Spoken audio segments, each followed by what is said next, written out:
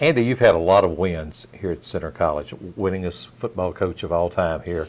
But this game Saturday with Berry, really a lot at stake. And I know this is a game you'd love to win, not just for yourself, but for your kids, because it gives you the conference championship and gets you to the playoffs. Correct. Yeah, I'm excited for our players. I'm excited for our coaches.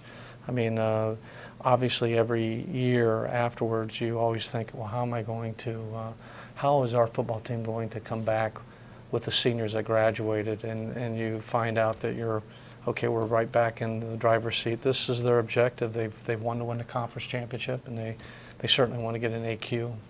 Did you think that was still going to be possible after you lost that game at Hendricks about a month ago? Did you think you could still be sitting here controlling your own destiny? Yes, I did, because I think there's a pretty good parity within our conference, as you can see. I mean, really up until last week, I mean, at one time we had four teams that were in a position to win the conference, and I think that's I think it's a good commentary of our conference that there's the strength like that. What does Berry do that worries you the most going into this game Saturday? I think their strength is defensively. I think they play aggressively, they run well, they're strong. I think offensively, I think their quarterback has the ability to extend plays. And, we have to play very good defense. They've got two wide receivers, I think, that may be as good as any receivers in our conference, other than I'm a little biased. I think we have a couple, too. Yeah. But Berry, if they would have a weakness on defense, it seems look like maybe they're vulnerable to the pass, which would seem to sit well with the offense you've got this year. Well, I hope so. I mean, what they do is they force you to. I mean, they're gonna have more in the box than you're going to have. So they pick their poison. You're not going to run the football on them, and I think that's one thing that some teams have had some success with them. Obviously, I'm just talking about WashU, that they were able to move the ball in the air, but you gotta hit your throws. You gotta, that's what Devin did so well last week, was he was able to get us in the right protections, get us in the right pass offense that we wanted to be in, and make a great throw all within 20 seconds, because we run a tempo offense, and that's a tribute to him. Now, I'm not the smartest guy in the world, which you would probably attest to, I would guess. I with don't know that.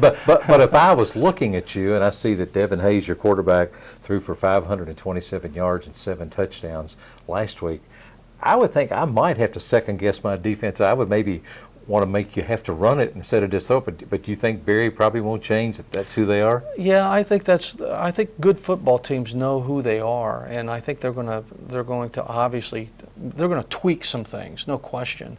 But what's got them here, I don't think they're going to change. I think that would be ridiculous, and on their part, it would be ridiculous of us if we were in a situation where I'm thinking, gosh, this team is really great. We're going to tweak it, but to change it, you got to realize, you got to ride what got you there. I think you're just hoping they're going to dare you to throw the ball. I think you're talking them into it. I think you're hoping that's what they're going to do. I think they are going to dare us to, and obviously Devin's got to have a great game, and our wideouts we got to protect. That's the big thing. We got to protect. That's my concern.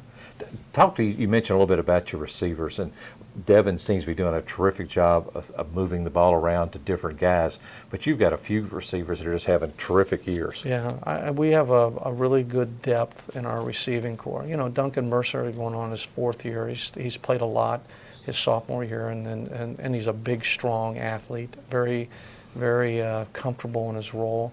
Noah Dzik is playing outstanding, and we thought he would be. His freshman year he was injured all year, didn't even play.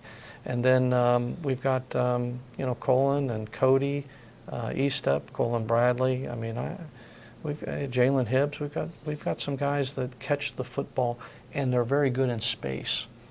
On the defensive side, 2 of your linemen that seem to have played pretty consistently and pretty well all year long, Trey Yeager and Ben Bostic. Yeah. How important are they in this game? Well, to me, I think the most difficult position to cover is the defensive ends, and we're very fortunate to have 2 guys who are they're athletic, Trey is probably Trey and Ben are probably two of the smarter defensive ends I've coached. Now I've had some good defensive ends in the past, but they're smart and they play hard. You know, they play hard every play. And then back in the secondary, the numbers that Cal has, 6 interceptions, 13 pass breakups.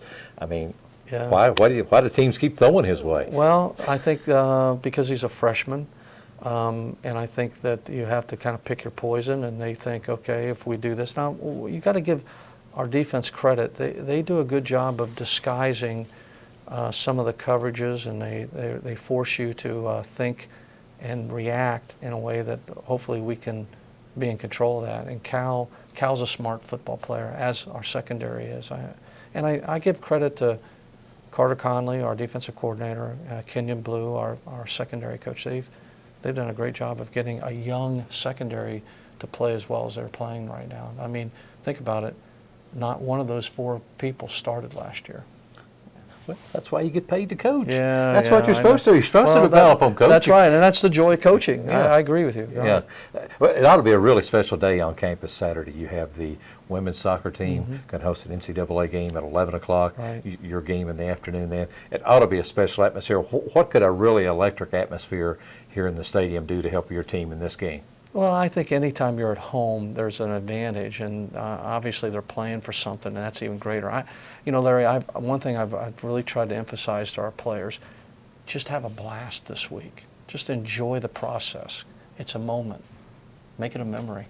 Well, it would be great to make a memory, get you back in the playoffs Yeah. again. But first, we got to get Barry. Of course, I could say, why not just beat them? Just going out and get it, those 7 I wish it touchdown was that passes easy. again and do it. But Wow. I know it's a little more complicated It's than a little that. more but, complicated. But it ought to really be a fun game to watch. So come on out and watch Yeah. the Colonels. Hopefully get you to 9-1 in the playoffs a week after that. And who knows? Maybe if you get in the playoffs, maybe you get to play here at home again. Yeah, thank you. Okay. Appreciate it.